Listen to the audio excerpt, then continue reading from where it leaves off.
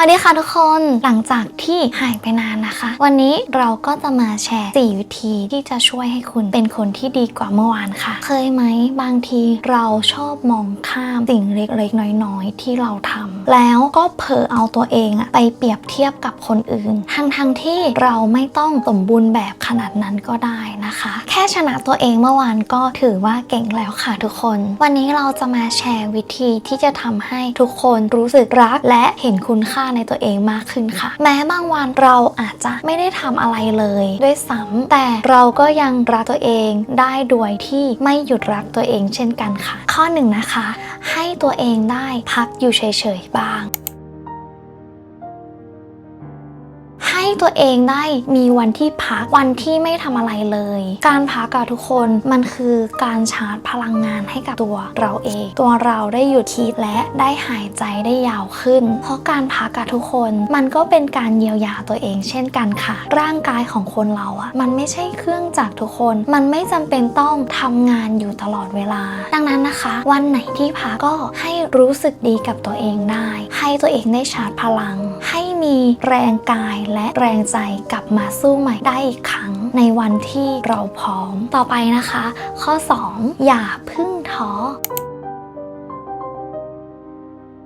ถ้าวันนี้คุณกำลังมุ่งมั่นทำอะไรอยู่แม้จะยังไม่เห็นผลหรืออาจจะเจอผลลัพธ์ที่แย่อย่าเพิ่งไปคิดท้อนะทุกคนอย่างน้อยคุณก็ได้พยายามลงมือทำแล้วนะคะอยากจะให้คิดว่ามันเป็นธรรมชาติที่ทุกอย่างในชีวิตเราจะไม่เป็นดั่งใจที่เราคิดไว้ผลลัพธ์ทุกคนต้องเผื่อใจไว้หน่อยนะมันไม่ได้มีแค่ว่าดีขึ้นไปเรื่อยๆอย่างเดียวนะคะผลลัพธ์ในการทำสิ่งต่างๆทุกคนมันมีหลายด้านมากๆและไม่มีอะไรเป็นดั่งใจเราเลยแต่ถ้าเราลงมือทำไปเรื่อยๆมันจะเป็นการขัดเกลาตัวเองให้เข้าที่เข้าทางไปเรื่อยๆเราอยากให้ทุกคนคิดว่าตัวเราเองเนี่ยเป็นดั่งผลงานประติมากรรมเคยเห็นเขาปั้นดินไหมทุกคนที่ใช้เครื่องหมุนนะตอนที่เราลองทำแรกๆมันก็จะแบบเบี้ยวไปเบี้ยวมากว่ามันจะเข้ารูปเข้าทรงมันจะต้องใช้เวลาสักพักหนึ่งในการจับจังหวะน้ำหนักของมือ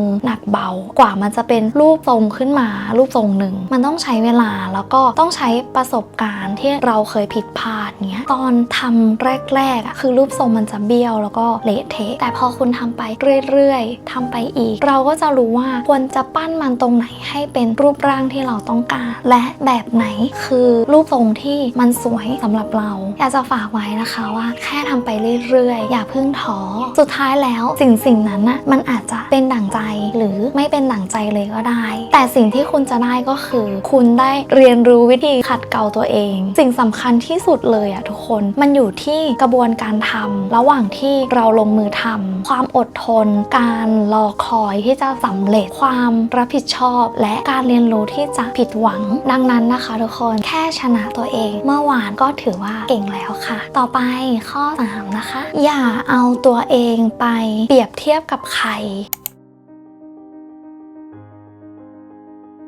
ให้เปรียบเทียบตัวเองในวันนี้กับตัวเองในเมื่อวานว่าเป็นยังไงลองสังเกตดูว่าตัวเรามีอะไรที่ดีขึ้นบ้างมีอะไรที่ต้องปรับปรุงหรือแก้ไขไหมซึ่งนี่แหละค่ะทุกคนจะเป็นหนทางสู่การพัฒนาตัวเองไปสู่เป้าหมายที่ตัวเราต้องการเพราะเราจะหมั่นสังเกตแต่พัฒนาการของตัวเราเองโฟกัสแต่ตัวเราเองทำให้เราได้เห็นตัวเองที่ชัดเจนขึ้นเพราะเมื่อไหร่ที่เราเอาตัวเราเองไปเปรียบเทียบกับคนอื่นเราจะหลุดโฟกัสจากตัวเองทันทีค่ะหลุดโฟกัสจากสิ่งที่ตัวเองทำอยู่แล้วเอาแต่ตั้งคำถามกับตัวเองในด้านลบนอกจากมันจะกระทบต่อสิ่งที่ตัวเราทำแล้วยังกระทบต่อจิตใจของตัวเราเองดังนั้นนะคะการเดินไปข้างหน้าแบบไม่สนว่าใครจะเก่งกว่าหรือดีกว่าตัวเราเองหรือว่าประสบความสำเร็จก่อนเรามากแค่ไหนย่อมจะทำให้ตัวเราก้าวได้เร็วขึ้นและ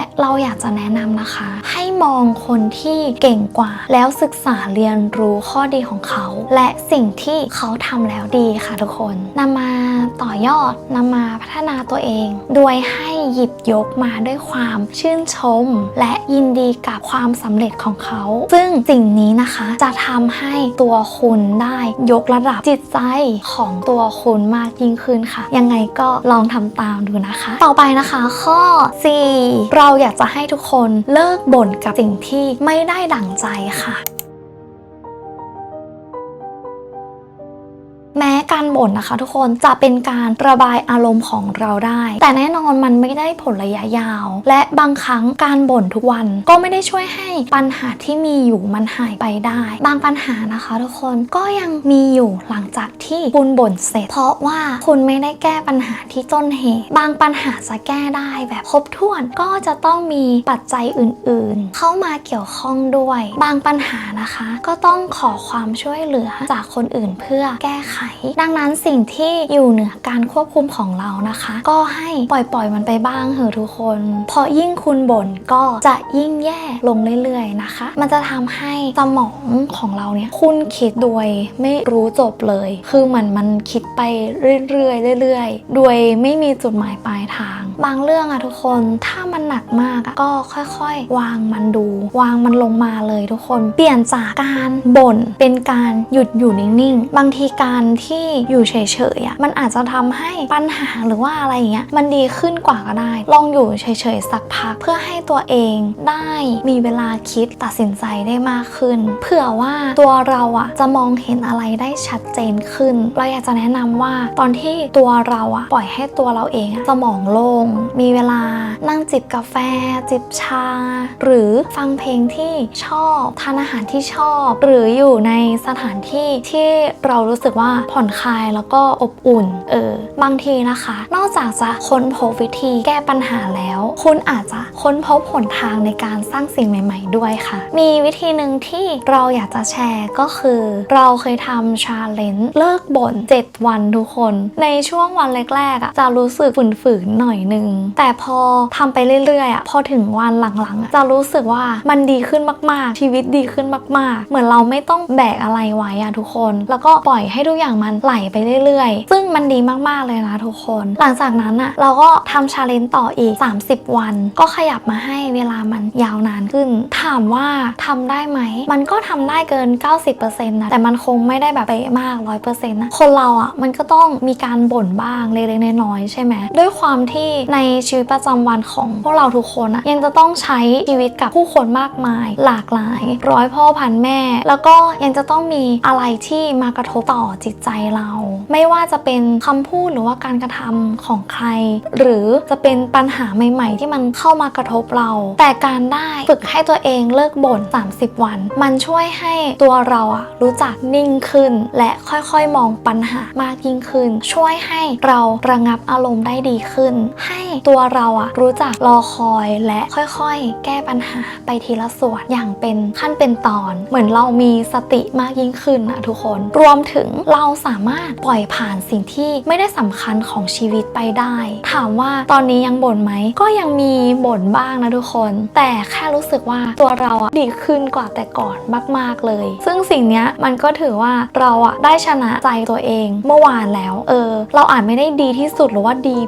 มากๆแต่เราก็ดีขึ้นจากเมื่อวานได้ชนะใจตัวเองได้ฝึกหักห้ามใจตัวเองจากเมื่อวานมาสู่วันนี้เป็นคนที่ดีขึ้นพัฒนาขึ้นในส่วนของการทำชาเลนจ์เลิกบ่นนะคะเราคิดว่าอนาคตเราก็คงจะฝึกทำไปแบบเนี้ยเรื่อยๆโดยที่ไม่กดดันตัวเองมากเกินไปแต่จะพยายามฝึกตระหนักรู้ในตนเองให้ได้ทุกวันเพราะเราก็ยังเป็นมนุษย์ที่ยังต้องเรียนรู้ในตนเองอยู่ตลอดเวลานะคะทุกคนรวมถึงเรียนรู้ในผู้คนสังคมแล้วก็โลกใบนี้ไปอีกเรื่อยๆนะคะซึ่งตัวเราก็ยังจะลองทำไปพร้อมๆกับทุกคนเรื่อยๆนะคะยังไงก็ลองเอาไปทำตามกันดูนะคะสำหรับ4ข้อก็มีประมาณนี้ค่ะทุกคนและขอฝากไว้นิดนึงนะคะว่าในวันนี้เราอาจจะไม่เก่งขึ้นมากแต่ตัวเราเก่งขึ้นมากกว่าเมื่อวานแน่ๆ จงภูมิใจในตัวเองที่เราเป็นเราที่ดีกว่าตัวเองในเมื่อวานในแต่ละวันนะคะไม่จำเป็นต้องมีอะไรที่พิเศษมากขอแค่เอาชนะตัวเองได้ในแต่ละวันก็พอค่ะถ้าวันนี้ทุกคนยังขี้เกียจอยู่ไม่เป็นไรนะคะขอแค่ขี้เกียจน้อยกว่าเมื่อวานก็พอแล้วค่ะโอเคค่ะไว้พบกันใหม่คลิปหน้านะคะบ๊ายบาย